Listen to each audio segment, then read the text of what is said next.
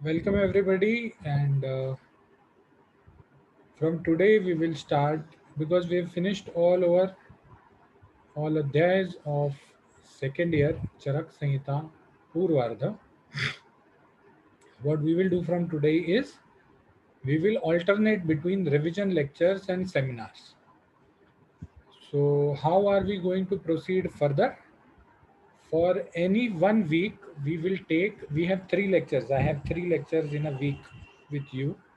So any 1 week, what we will do is we will do one or two adhyay revision, and for one we will do seminars of 5 minutes individual हर मतलब 3 3 बच्चों के group को एक topic दिया जाएगा and they are expected to cover up the topic by making a presentation need not be very beautiful presentation, it should be points.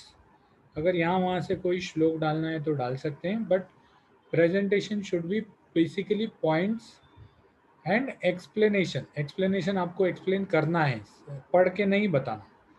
You don't have to read out the presentation, you have to explain the presentation. So points करना और points के बाद में you have to explain the points. तो इसका एक seminar sheet जैसे पुराना बना के रखा था, तो same we will try to continue. So 1 week we will have around 1 or 2 chapters for revision and 1 week we will have seminars जब तक कॉलेज चालू है तब तक. ओके अच्छा, अब चैप्टर्स में whatever chapters I will be taking, I will not be taking in a row. मतलब एक चैप्टर फिर दूसरा फिर 3 नंबर फिर 4 नंबर ऐसे नहीं करूँगा. कारण यह है कि 2 नंबर और 3 नंबर का जो चैप्टर है वो एग्जाम में लॉन्ग आंसर के लिए इम्पोर्टेंट नहीं है. 2 नंबर और 3 नंबर का जो चैप्टर है वो एग्जाम में लॉन्ग आंसर के लिए इम्पोर्टेंट नहीं है. उसमें से ज़्यादा से ज़्यादा कोई शॉर्ट आंसर आ गया या शॉर्ट नोट आ गया तो उस पर फोकस नहीं करेंगे, हम कंसेप्ट पे फोकस करेंगे कि जिस कंसेप्ट पे हमको लॉन्ग आंसर्स लिखने हैं. साथ ही साथ जब उस चैप्टर का रिवीजन होगा तो I will also be telling you how to write the long answers if on a particular topic, ताकि we will be very easily completing the theory part. साथ ही साथ अगर कोई उस टॉपिक से रिलेटेड वाइवा में कोई ट्रिकी क्वेश्चन पूछा जा सकता है या वाइवा में कोई क्वेश्चन पूछा जा सकता है तो that also we will discuss. So basically the revision is not for knowledge base, that revision is basically aimed at exams, how to appear for the exams. So this is how we are going to do the revisions. At the same time, seminars are to ensure that you read the topic and you get a presentation skill both in PowerPoint as well as while speaking. तो power point presentation और speaking presentation ये दोनों में भी आपके presentation skills बढ़ने चाहिए, ताकि कल को अगर आपको कहीं छोट मतलब किसी मंडली में कोई आयुर्वेद पे टॉक देने को बुलाया गया या एमडी में कर रहे हैं आपको कोई प्रेजेंटेशन देना है, तो it is essential that you have 2 skills, one is the knowledge, one is your public speaking skills. तो जब आप पब्लिक स्पीकिंग स्किल्स में भी ये करेंगे, यूज़ करेंगे उसका, तो आपका पब्लिक स्पीकिंग स्किल्स ज़्यादा ज़्यादा ज़्यादा स्ट्रांग होते जाएगा. अनफॉर्चुनेटली जैसे ही हमारा ये ख़त्म हो जाता है, सिलेबस ख़त्म हो जाता है, we have just 15, it is 5 minutes past but we have only 15 people who have joined. मेरे हिसाब से ये revision part was more important then the knowledge part, but anyway it is your wish. तो we are not going to wait more for people to come up, and we will start with the Dirgham Jivitiya Adhyay, that is the Sutrata first Adhyay. So Dirgham Jivitiya Adhyay is called Dirgham Jivitiya Adhyay because it contains the key. दीर्घ जीवन की चाबी जिसमें है वो दीर्घम जीवितीय अध्याय है. दीर्घ मतलब लंबा, जीवितीय मतलब जीवन. तो जिनको भी दीर्घ जीवन की इच्छा है उनके लिए ये अध्याय बहुत ज़रूरी है, ऐसे चरकाचार्य का कहना था. तो what Dirgham Jiviti Adhyay says, it describes about Ayurveda Avtaran, it describes about Ayurveda and Ayu, it describes about the Shat Padartha, the Navadravya, the Sapta Dhatu, the Tridosh and other small miscellaneous things. So the chapter is nothing but a foreword about Ayurveda. It is the most basic principles about the author and his gurus and how they came to know Ayurveda. So basically, summary of something is usually written after writing the whole chapter. अभी recently what I have been seeing is the summary is placed before the chapter. लेकिन कोई भी novel पढ़ो, कुछ भी पढ़ो, तो book के कवर पेज पे समरी होती है. तो here what they wanted to portray or what they wanted to show is what you will get to learn in Ayurveda, which will help you lead a good long life. तो उन्होंने जो भी basics लिए हैं वो basics यहाँ उन्होंने इस अध्याय में वर्णन नहीं किए लेकिन मेंशन जरूर किए. तो सबसे पहले आयुर्वेद अवतरण हमने फर्स्ट ईयर में भी पढ़ा है, सेकेंड ईयर में भी पढ़ेंगे, शायद एमडी में जाके वापस से पढ़ेंगे. आयुर्वेद अवतरण अलग अलग इसके मतलब सुश्रुत का आयुर्वेद अवतरण अलग है, चरक का आयुर्वेद अवतरण अलग है. कारण यह है कि चरक जो है वो चिकित्सा से रिलेटेड, उसकी फील्ड अलग थी, where Sushruta was a surgery से रिलेटेड पर्सन, उसकी फील्ड अलग थी. तो दीर्घम ज्योति अध्याय में क्या बताया गया है? Importance of Sutrasthana. Sutrasthana important क्यों है? क्योंकि अल्पाक्षरम असंदिग्धम सारवत विश्वतो मुखम असतो भनम अवध्यम च सूत्रम सूत्रो विदो विदुः. मतलब सूत्रस्थान इसलिए इंपॉर्टेंट है क्योंकि जो भी पूरे शास्त्र में लिखा गया है उसको अल्पाक्षर में, असंदिग्ध रूप में और सत्यवाचा में एकदम सही सही वर्णन जहाँ किया जाए वो सूत्र है. ऐसे सूत्रों को जहाँ लयबद्ध तरीके से या एकत्रित कर लिया जाए वो सूत्रस्थान है. तो Sutrasthana is the base of what is going to happen और what is going to be told in all other स्थान्स ऑफ आयुर्वेद या चरक. फिर आयुर्वेदावतरण में उन्होंने बताया कि सबसे पहले ब्रह्मा स्मृतो आयुषो वेदम, उसके बाद दक्ष प्रजापति ने लिया, उसके बाद अश्विनी कुमार ने लिया, उसके बाद इंद्र ने लिया, उसके बाद भरद्वाज ने लिया. हमने रोग भिषक जितीय अध्याय पढ़ा था इसके पहले. तो रोग भिषक जितीय अध्याय का और यहाँ का संबंध क्या है? तो वाइवा में क्वेश्चन पूछा जा सकता है कि ये अश्विनी, इंद्र, दक्ष ये सब देव थे, राइट? सब देव थे. भारद्वाज ठीक है वो मृत्यु लोक से आए थे, लेकिन बाकी सब तो देव थे. तो अगर अश्विनी कुमार को सीखना था तो उसने दक्ष प्रजापति से क्यों सीखा? वो डायरेक्ट ब्रह्मा से ही जाके सीख सकता था. इंद्र को सीखना था तो वो अश्विनी कुमार से क्यों सीखा उसने? वो तो दक्ष से भी सीख सकता था, ब्रह्मा से भी सीख सकता था. रादर इंद्र जो है उसकी ब्रह्मा से अच्छी बनती भी थी, तो उसने अश्विनी कुमार से क्यों सीखा? अगर आपको याद है कि रोग विषक जितीय अध्याय में शास्त्र के ज्ञानोपाय जो बताए हैं वो 3 प्रकार के हैं. एक अध्ययन, एक अध्यापन और एक तद्विद्य संभाषण. तो शास्त्र को जानने के लिए अध्ययन तो कर लिया, दक्ष ने ब्रह्मा से अध्ययन कर लिया, लेकिन जब तक वो किसी को सिखाता नहीं उसका दूसरा शास्त्र ज्ञानोपाय कंप्लीट नहीं होता. तो इसीलिए अश्विनव जो है मतलब 2 अश्विनी कुमार, उन्होंने दक्ष से सीखा, क्योंकि दक्ष ब्रह्मा ऑलरेडी एक बार सिखा चुका था, तो दूसरे लोगों को सिखाने को शायद उसको बोर हो जाता, लेकिन दक्ष ने से ही सिखाया था, तो दक्ष के मन में सिखाने की बहुत इच्छा थी, तो इसीलिए अश्विनी कुमार शायद दक्ष के पास गए. Your answer should be legitimate, your answer should be logical. फिर आयुर्वेद अनादि क्यों है? तो आयुर्वेद अनादि इसलिए है क्योंकि ब्रह्मा स्मृतो आयुषो वेदम, ब्रह्मा ने आयुर्वेद को स्मरण किया बोला है, उन्होंने बनाया या रचा नहीं बोला. स्मरण किया इसका मतलब क्या है कि आयुर्वेद कहीं ना कहीं था जो ब्रह्मा ने स्मरण किया। अब ब्रह्मा जो है वो जब भी सृष्टि उत्पत्ति होती है, सृष्टि के रचयिता जो होते हैं वो ब्रह्मा है। तो ब्रह्मा ने आयुर्वेद की रचना नहीं की है, शायद ब्रह्मा के नॉलेज बैंक में कहीं उसको रखा था, जिसको ब्रह्मा ने वापस स्मरण किया। इसीलिए आयुर्वेद को अनादि मानते हैं।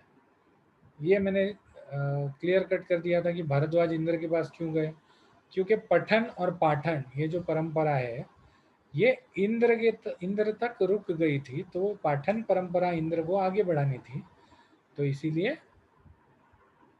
इंद्र के पास गए। असेंबली, जो लोग भी असेंबली में बैठे थे जिन्होंने भरद्वाज को आगे किया कि भाई आप जाओ, तो असेंबली में अंगीरा बैठे थे, जमदग्नि बैठे थे, वशिष्ठ बैठे थे, कश्यप बैठे थे, भृगु बैठे थे, आत्रेय बैठे थे। ये नाम कोई पूछेंगे नहीं ऐसे ही इसके लिए।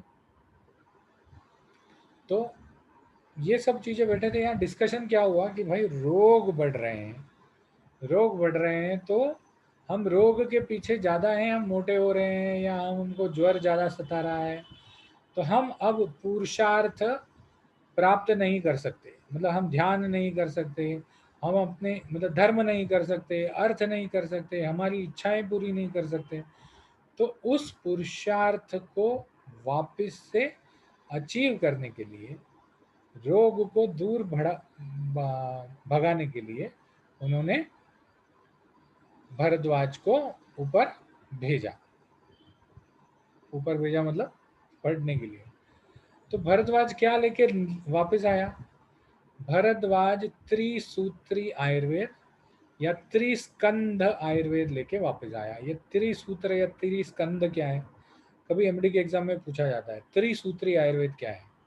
तो त्रिसूत्री आयुर्वेद है हेतु, लिंग और औषध। वाइवा में भी पूछते हैं त्रिसूत्री आयुर्वेद क्या है बताओ, तो हमको समझ में नहीं आता, क्योंकि इतने तीन तीन पड़े हैं, त्रिफला भी तीन है, त्रयूषण भी तीन है, त्रिकटु भी तीन है, तो त्रिसूत्र क्या है? आहार निद्रा ब्रह्मचर्य जो है वो भी तीन है, तो हमको कंफ्यूज हो जाते हैं। त्रिसूत्री आयुर्वेद में हेतु, लिंग और औषध, ये त्रिसूत्री आयुर्वेद है। हेतु मतलब कॉज ऑफ अ डिसीज, लिंग मतलब सिम्टम ऑफ अ डिसीज, और औषध मतलब medicine of a disease. These are the only three things we understand और we try to find in the patient. चिकित्सा सिर्फ इन तीन चीजों पे बेस्ड है, हेतु पे, लिंग पे और औषध पे। हेतु पे क्यों? क्योंकि कौन से गुण बड़े होंगे, कौन सा महाभूत बड़ा होगा, ये हम समझते हैं। लिंग, वो महाभूत, वो हेतु ने शरीर में जाके कौन से दोषों को बढ़ाया है, ये दोष कौन से स्थान में जाके स्थान संश्रित हुए हैं, और कौन से रोग का लक्षण उन्होंने एक्सप्लेन या उन्होंने प्रेजेंट किया है, ये लिंग है। और उस लिंग पे जो रोग है, जो स्थान संश्रय जिस स्थान में हुआ है, तो उस रोग के विपरीत, उस रोग को अपोजिट कौन सा औषध है, उस औषध में भी धातुओं को पोषण करके ख वैगुण्य निकालने वाले कौन से द्रव्य दे सकते हैं, और जो भी आ, मतलब महाभूतों को शमन करने के लिए कौन से गुण उस औषधि में है, वो हम त्रिसूत्र में देखते हैं। तो अब भरद्वाज वहां से पढ़ के आया था, तो उसको भी एक इच्छा थी किसी को पढ़ाऊं, तो बाकी ये जो कश्यप है, भृगु है, अंगीरा है, ये सब ने उससे पढ़ा, और उससे पढ़ के फिर उन्होंने अपने अपने शिष्यों को पढ़ाया। अब मैं भी कहीं से पढ़ा हुआ हूँ, I have been taught Ayurveda by the best teachers of Podar Ayurvedic Medical College. तो उनसे पढ़ाया, उनसे मैंने पढ़ा, तभी मैं जब एमडी में था, तब मुझे ये लग रहा था कि अरे मेरे टीचर ने जो पढ़ाया है उसके ऊपर मैंने जो भी सोचा है वो मैं किसी में बांटूं। तो फिर मैं जब एमडी में था तो तब से मैंने लेक्चर्स लेने चालू किए बीएमएस लोगों के। So for the last may be 10 11 12 13 years I am teaching. तो जब मैं टीच करता हूँ तो जो भी क्वेश्चंस आते हैं उससे मुझे भी फ़ायदा होता है। क्यों फ़ायदा होता है? Because I am understanding the sutra, I am understanding the topic better. So that is why I always say कि या तो बीच में टोक के या तो अध्याय के बाद में आपको भी क्वेश्चंस पूछने, जो भी डाउट है, कितना भी फालतू सवाल है, पूछना चाहिए. सो दे केम टू, दे थॉट, उन्होंने उससे नॉलेज ले लिया. ये नॉलेज के साथ साथ सूत्र रूपी था, सूत्र रूपी. मतलब अब उनके पास तो प्रिंटिंग था नहीं, लिखने का कोई भी चीज़ नहीं था, तो उसने जो जो भी बोला वो इन्होंने बाय हार्ट कर लिया. और फिर वो वापस आए अपने अपने आश्रम में, उन्होंने उस सूत्र को, सूत्र के ऊपर सोचा और सूत्र को एक्सपांड किया, अपने शिष्यों को बताया. फिर वो शिष्य ने क्या किया, अपनी अपनी संहिताएं लिखी. तो they came to know that to treat a रोग they will require to apply the concept of षट पदार्थ. तो त्रिसूत्री आयुर्वेद में Punarvasu Atreya explain this to 6 शिष्य. अपने 6 शिष्यों को उन्होंने ये त्रिसूत्री आयुर्वेद समझाया. तो सबसे उन्होंने पहले समझाया आयुर्वेद की परिभाषा. ये बहुत बार डिस्कस हुई है, फर्स्ट ईयर में हुई है, अभी सेकेंड ईयर में भी हेमल मैडम ने आयुर्वेद की परिभाषा सिखाई होगी. तो हम सिर्फ पढ़ के आगे चलते हैं. आयुर्वेद की परिभाषा क्या है? हिताहितम सुखम दुखम आयुस्तस्य हिताहितम मानम च तच्च यत्रोक्तम आयुर्वेद स उच्यते. हिताहितम सुखम दुखम, हित आयु अहित आयु, सुखी आयु दुखी आयु, और आयु के लिए क्या हितकर है क्या अहितकर है, आयु का मान कितना होना चाहिए, योग्य आयु कितने साल की होनी चाहिए, इसका जहाँ वर्णन है वो आयुर्वेद है. शरीरेन्द्रिय सत्वात्म संयोगो धारी जीवितम नित्यगस्य अनुबंधस्य पर्यायीर आयुरुच्यते. आयु के पर्याय क्या है? आयु के पर्याय हैं शरीर इंद्रिय सत्वात्म संयोग. आयु बनती किससे है? शरीर इंद्रिय सत्व और आत्मा के संयोग से. आत्मा नहीं होगा आयु होगी नहीं, मन नहीं होगा आयु होगी नहीं, इंद्रिय नहीं होगा तो भी नहीं होगी, शरीर नहीं होगा तो बिल्कुल नहीं होगी. तो इन सब के संयोग से बनने वाली जो है आयु, उसको धारी भी बोलते हैं. धारी मतलब धारण करना. जैसे मृत व्यक्ति का शरीर जो है वो सड़ने लगता है, लेकिन क्या आपका शरीर सड़ता है? नहीं सड़ता. तो इसीलिए उसको धारी कहते हैं. जीवित, जीवित मतलब प्राण को शरीर से बाहर निकलने नहीं देता, कंटिन्यूअस आपके शरीर में प्राण घूमता रहता है. नित्यग, नित्यग मतलब हर क्षण कम होते जाने वाला. और अनुबंध्य, अनुबंध्य मतलब कनेक्शन रखने वाला. पिछले, कल मैंने जो खाया वो मैं आज पचा रहा हूँ, कल यूज करूंगा. कल मैंने जो पढ़ा उस पर आज सोच रहा हूँ, कल लिखूंगा. तो अनुबंध, कोई भी क्षण में लिया हुआ कोई भी चीज अगले क्षण को पास हो जाता है.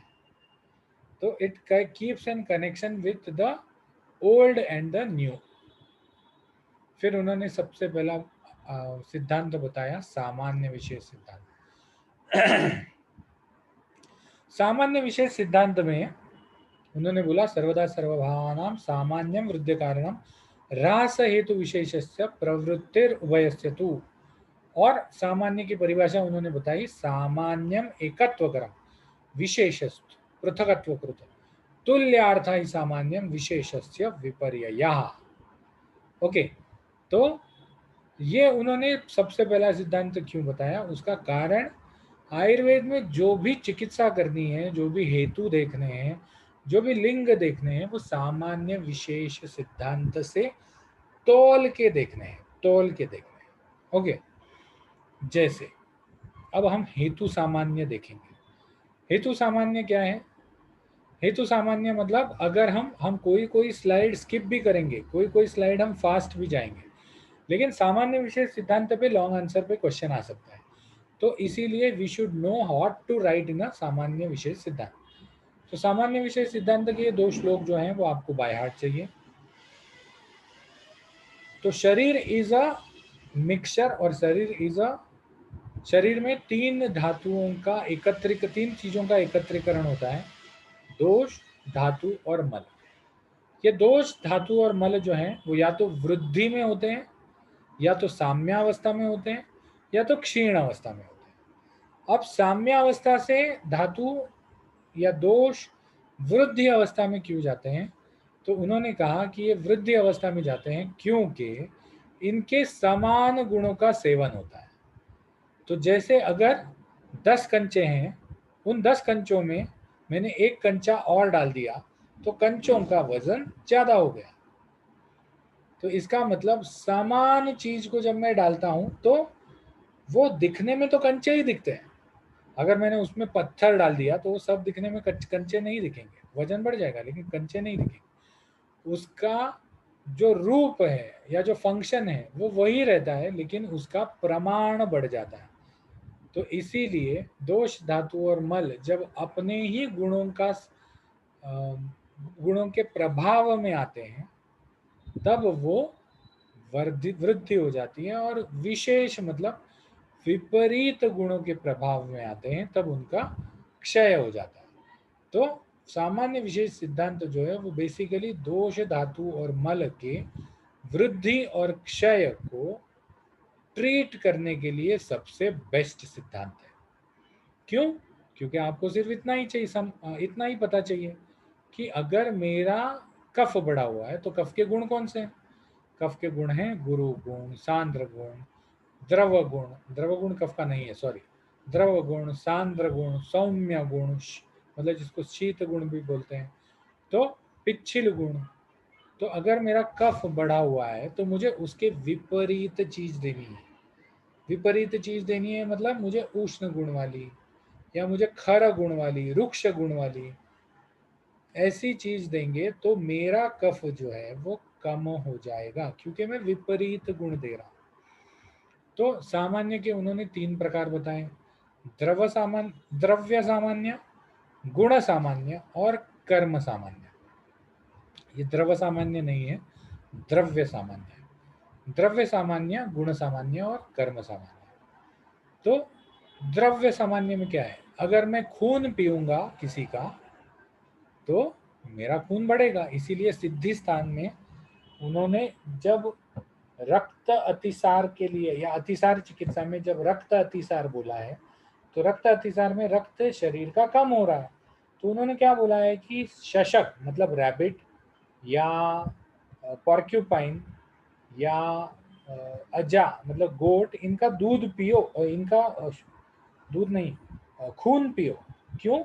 क्योंकि खून जो है वो आपके शरीर को, खून को बढ़ा देगा। अब साइंटिफिकली इसको देखते हैं। रैबिट के खून में भी हीमोग्लोबिन है, अजा के खून में भी हीमोग्लोबिन है, porcupine के खून, these are all what? These are all vertebrates. तो vertebrates have the same physiology.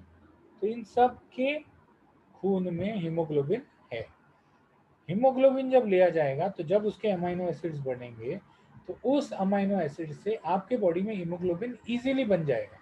भले मैं ये नहीं बोलता कि वो डायरेक्टली ब्लड एब्जॉर्ब हो जाएगा, लेकिन the haemoglobin will help you make more haemoglobin, right.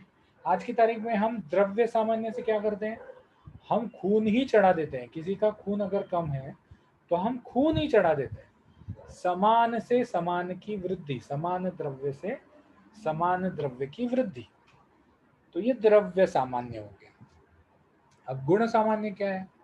हमारे शरीर में अगर शर्करा बढ़ जाती है, ब्लड शुगर बढ़ जाती है, और हम उसके बाद भी रसगुल्ला गुलाब जाम खाते हैं, तो मधुर रस समान होने से या गुरु गुण समान होने से कफ बढ़ जाएगा, और मधुर रस समान होने से शरीर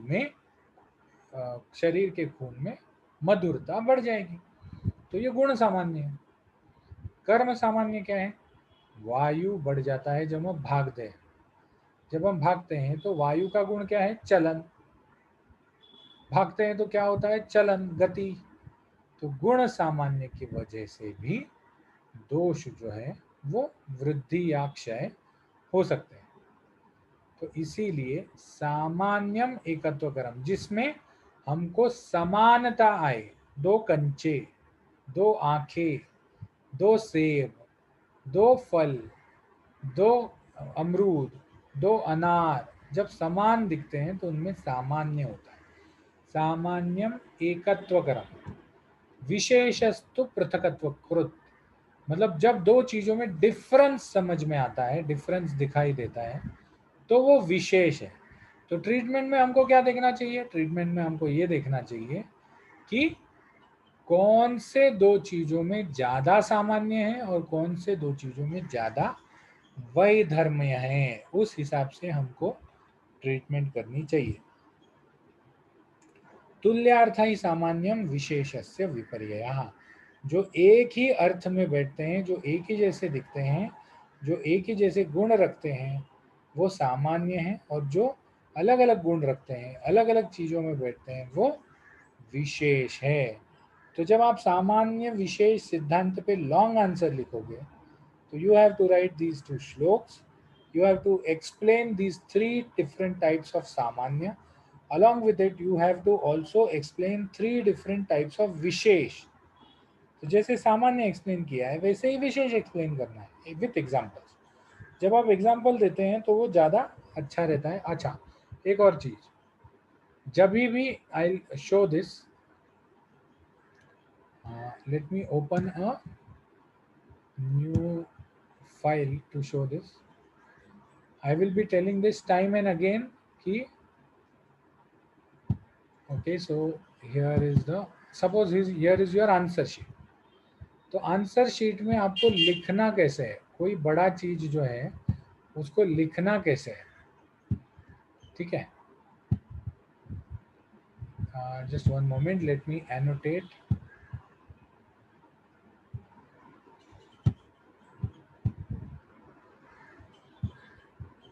ओके, तो आपने लिखना चालू किया सामान्य विशेष सिद्धांत। Topic you are going to write on the first line. Then on the second line, you will start writing what is the सामान्य विशेष सिद्धांत। सेकेंड पॉइंट कौन से अध्याय में मेंशन्ड है, ठीक है? फिर आपने लिखा सामान्य विद्या विशेष सिद्धांत श्लोक या सामान्य विशेष सिद्धांत रेफरेंस। फिर आपने फर्स्ट रेफरेंस दे दिया वृद्धि समानी सर्वेषां विपरीतये विपर्ययः। फिर सेकंड रेफरेंस दे दिया, फिर एक लाइन छोड़ दी, इधर एक लाइन आपने छोड़ दी, because you want to show that these are two different श्लोक। एक श्लोक नहीं है, वो अलग अलग श्लोक है। यहाँ भी आप दो टॉपिक्स के बीच में एक लाइन छोड़ सकते, so that you show that I am writing a new topic. फिर उसके बाद आपने सेकेंड श्लोक लिख दिया, सेकेंड श्लोक लिख दिया, उसके बाद आपने एक लाइन वापिस छोड़ दी, आपने तीसरा टॉपिक चालू कर दिया, वो है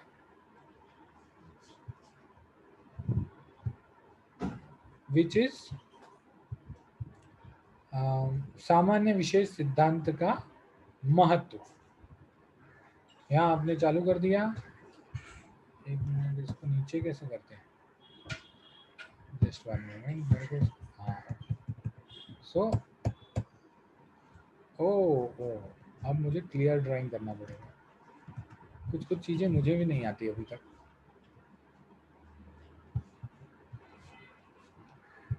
पेज नीचे हो गया, तो दो पॉइंट्स में आपने उसको, अच्छा, what I can do here is I can make it into a whole page. One page. Okay. This is good because मैं लिखने वाला तो कुछ है ही नहीं. So फिर यहाँ पर मैंने महत्व लिख दिया, महत्व लिख के मैंने थोड़ा सा महत्व एक्सप्लेन कर दिया। महत्व मैंने पॉइंट वाइज लिखा कि दोष धातु मलम मूलम ही शरीरम। उसके बाद मैंने ये लिख दिया कि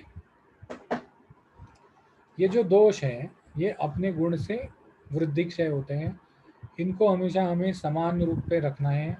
तो समान रूप में रखने के लिए इनके गुणों का बहुत ध्यान रखना ज़रूरी है, और गुणों का ध्यान सिर्फ तभी रखा जा सकता है जब हम सामान्य विशेष सिद्धांत से दोष धातु और मलों को उनके पोषक आहार दें। उनका जब वृद्धि हो रही है तो वृद्धि से आप उसमें क्षय होने का मतलब द्रव्य गुण या कर्म करें। फिर आपने तीन प्रकार के सामान्य लिख दिए एक लाइन छोड़ के। द्रव्य सामान्य, द्रव्य सामान्य जब होता है जब दो द्रव्य एक समान होते हैं, जैसे भैंस का दूध, स्त्री का दूध, या भैंस का दूध और अजा का दूध। तो उसका एग्जाम्पल लिख दिया कि जब स्त्री का दूध गुरु होता है तो उसे लघु बनाने के लिए हम क्या करते हैं, अजा का दूध देते हैं, ताकि दूध से दूध की वृद्धि हो जाए, और अजा से, या फिर जैसे मैंने बताया खून चढ़ाने का एग्जाम्पल दे सकते हैं। ठीक है, फिर आपने एक लाइन छोड़ दी, गुण सामान्य। गुण सामान्य आपने लिख दिया, ये एक ही लाइन में मैं लिख रहा हूँ, लेकिन आप 3-4 लाइन में लिखोगे। हाँ, यहाँ पर गुण सामान्य भी आपने उदाहरण के साथ मेंशन कर दिया। द्रव्य सामान्य, गुण सामान्य, यहाँ कर्म सामान्य मेंशन कर दिया। ठीक है, कर्म सामान्य मेंशन कर दीजिए। आप चले गए सेकंड पेज। सेकंड पेज पे आपने कर्म सामान्य मेंशन कर दिया। उसके बाद आपने विशेष, द्रव्य विशेष, गुण विशेष, कर्म विशेष। So this is how you can write point wise. At the same time, you can increase the number of pages which you are writing. It is very wrong to suggest you that you should write more number of pages, but कभी कभी that helps, कभी कभी that helps. So हमने revision तो पहले कर लिया था. Now I am telling you how to write it in your exam. So this is how we are going to write the Samanya Vishesh Siddhanta. Let us move back to our presentation. द्रव्य, द्रव्य सामान्य, गुण सामान्य, कर्म सामान्य। यहाँ मैंने सामान्य लिखा है, लेकिन आपको विशेष भी लिखना है। द्रव्य खादिन्यात्मा मनः कालो दिशश्च द्रव्य संग्रह सेन्द्रियम चेतनम द्रव्यम निरेन्द्रियम अचेतनम। यह आपका पहले ही पदार्थ विज्ञान में हो गया है। तो द्रव्य को उन्होंने कारण द्रव्य और कार्य द्रव्य में डिवाइड कर लिया है। कारण द्रव्य कौन से हैं? कारण द्रव्य वो हैं जो बाकी सब द्रव्यों का कारण बने हुए हैं। तो जैसे खादी, पंचमहाभूत, मन, काल, दिशा और आत्मा। खादिन्यात्मा मन कालो दिशा द्रव्य संग्रह, ये कारण द्रव्य। और कार्य द्रव्य कौन से हैं? झाड़ू, पोछा, उसके बाद लकड़ी, साइकिल, मोटरसाइकिल, औषध, काढ़ा, ये सब कार्य द्रव्य। कार्य द्रव्य को वापस से दो चीजों में डिवाइड कर सकते हैं, चेतन और अचेतन। चेतन को वापस दो में डिवाइड कर सकते हैं, अंतश्चेतन और बहिरंतच चेतन। अंतः चेतन मतलब झाड़, जो औद्भिद है, जो अंदर से चेतना जिनमें है, लेकिन जो जिनकी चेतना बाहर दिखती नहीं। और बहिरंतच चेतन मतलब जांगम द्रव्य, जो अंदर से भी चेतन है और बाहर से भी चेतन है। तो झाड़ क्या हुए? झाड़ अंतः चेतन हुए। और बहिरंत चेतन मतलब सभी प्रकार के animals. If you see, these are classification, these are classification. What did कौन है वो, Charles Darwin do? He also classified the organism. So these are also classification of organism. Kingdom Plantae, kingdom animalia. फिर अंतः चेतन की उन्होंने 4 part कर दिए, वनस्पति, विरुद्ध, वानस्पत्य और औषधि। वनस्पति, इसके आप ये पढ़ लेना, इसमें से विरुद्ध मतलब लता जो ऊपर चढ़ती है, वनस्पति मतलब जो वनस्पति मतलब शायद जो 1 साल में मर जाती है वो, वानस्पत्य मतलब जो एक सीजन में मर जाती है वो, और औषधि मतलब जो बहुत साल तक जीवित रहती है वो। एग्जाम्पल्स भी आप दे सकते हैं, जैसे आंवला औषधि है। वनस्पति, वानस्पत्य मतलब जो एक बार फ्लावर आके गिर जाते हैं, और जैसे मकई है, चावल है, दीज आर ऑल वानस्पत्य। और वनस्पति का मतलब जो है कि जो हर साल फल देती है या फूल देती है, ऐसा कुछ इसका मतलब है। बहिरंतच चेतन में उन्होंने जरायुज, अंडज, स्वेदज और उद्भिज। जरायुज मतलब placental organisms, placental organism, all animals which have a placenta, which are vertebrates, are placental organisms. तो उन्होंने जरायुज को अलग निकाला। उसके बाद अंडज, जो अंडे से आते हैं, रेप्टाइल्स और एवीज, रेप्टाइल्स और एवीज, उनको उन्होंने अंडज बना दिया। फिर स्वेदज, अब यहाँ पर उन्होंने स्वेदज बोला, लेकिन स्वेदज is because of such small अंडाज, अंडे से ही आता है, लेकिन वो अंडे इतने छोटे होते हैं कि दिखते नहीं। तो इसीलिए हमको लगता है कि हमारे शरीर में जो भी जर्म्स आ रहे हैं वो, उनके अंडे जो हैं वो हमको दिखते नहीं है, इसीलिए हमने उसको स्वेदज बोल दिया कि जिनको पसीना ज़्यादा आता है उनको ये सब ज़्यादा होता है। और उद्भिज मतलब जो आदमियों के ऊपर अट्रैक्ट नहीं करते लेकिन जो जमीन से निकलते हैं वो उद्भिज। उद्भिज स्वेदज और अंडज ज़्यादा करके सब अंडे से ही उत्पन्न होने वाली चीज़ें हैं, ये हमने अभी देखा। तो द्रव्य, गुण, गुण उन्होंने बाद में लिया है क्योंकि थोड़ा सा बड़ा टॉपिक है। फिर कर्म, प्रयत्न आदि कर्म चेष्टितम उच्यते, मतलब प्रयत्न आदि जिसमें मूवमेंट है, जिसमें भी मूवमेंट है वो सभी एक्टिविटीज कर्म है। तो उछलना, चढ़ना, कूदना, उसके बाद सोना, उसके बाद सोचना, जिसमें भी कोई भी एस्पेक्ट का मूवमेंट है वो कर्म है। तो all the activities done by कर्म विद द हेल्प ऑफ गुण। अब कर्म तो काम करता है लेकिन कर्म गुण सापेक्ष है, तो इसीलिए उन्होंने गुण को ज्यादा इंपॉर्टेंस दिया है कि अगर आपको कर्म के गुण मालूम है तो बहुत हो गया। आपको इंडिविजुअली कर्म कौन कौन से चीज में काम करता है वो देखने का जरूरत नहीं है। आप सिर्फ कर्म के गुण अगर आपको पता है तो आप ट्रीटमेंट भी दे सकते हो और अपना ये भी लगा सकते हो, हेतु का अंदाज भी लगा सकते हो। तो उन्होंने कर्म बताए, उत्क्षेपण, अपक्षेपण, आकुंचन, प्रसरण, गमन। जैसे आयुर्वेद में चलता है पूर्व कर्म, प्रधान कर्म, पश्चात कर्म, या सर्जरी में चलता है जैसे भेदन, फोड़ना, लेखन, घसना, पूरण, भरना। तो दीज आर ऑल्सो कर्म बिकॉज किसी न किसी कर्म में उसमें यू आर हैविंग मूवमेंट। अब समवाय, what we will do is we have 23 students right now. We will take first the attendance.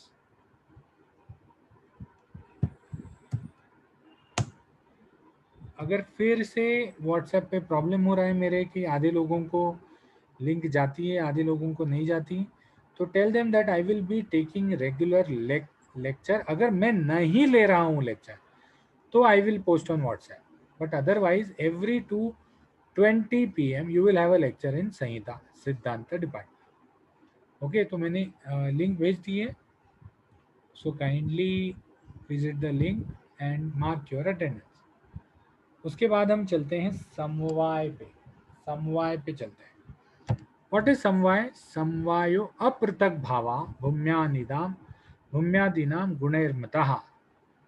समवाय मतलब किसी चीज को किसी चीज से हम अलग नहीं कर सकते। एक पक्का लंगोटिया रिलेशन इज समवाय। एक पक्का लंगोटिया रिलेशन इज समवाय, मतलब बचपन से दोस्त है।